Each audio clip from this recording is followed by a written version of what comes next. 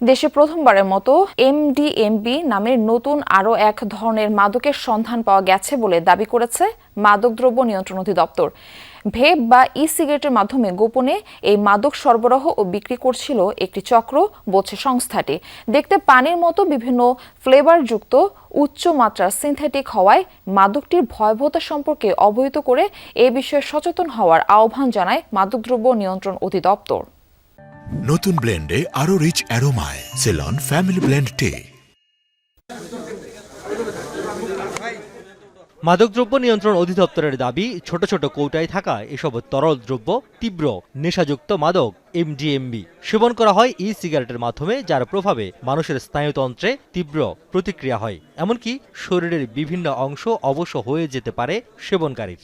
জেলা ঢাকা সম্প্রতি কর্মকর্তাদের দাবি, দেশে প্রথমবারের মতো পাওয়া গেছে এই মাদক। তারা জানান, মালয়েশিয়া থেকে একটি চক্র কৌশলে এই মাদক দেশে আনার পর চক্রের মূল হোতা সহ 4 জনকে আটক করে সংস্থাটি। আর গণমাধ্যমের সামনে এই সংক্রান্ত বিস্তারিত জানান মাদকদ্রব্য নিয়ন্ত্রণ অধিদপ্তরের মহাপরিচালক। আমাদের তল্লাশিকালে কিছু ভয়ঙ্কর চালানেরও আমরা খবর পেয়েছিলাম। যেমন প্রথমে আমরা 2 জন চক্রের প্রধান হোতাকে গ্রেপ্তার করি। তাদের বাসা বাড়িতে তল্লাশি চালিয়ে 310 মিলিলিটার এমডিএমবি পিনাকা উদ্ধার করি 5টি কন্টেনারে।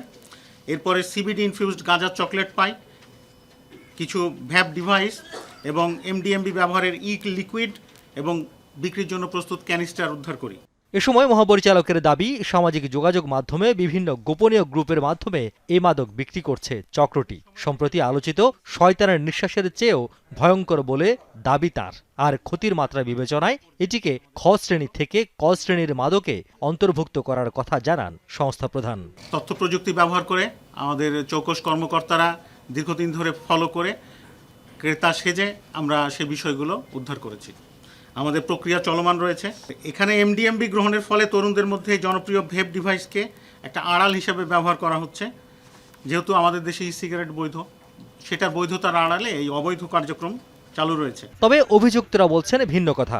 তাদের দাবি, নেশাদ্রব্য হিসেবে নয়, বরং বৈধভাবেই এটি বিদেশ থেকে দেশে এনেছিলেন তারা। এ সময় অধিদপ্তরের কর্মকর্তাদের বিরুদ্ধে নানা অভিযোগও তোলেন অভিযুক্তরা।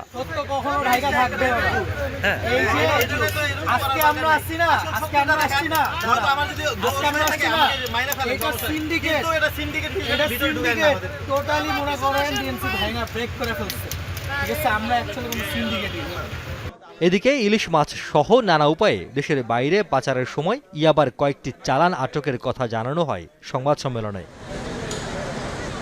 রিয়াজ রায়হান, যমুনা নিউজ, ঢাকা।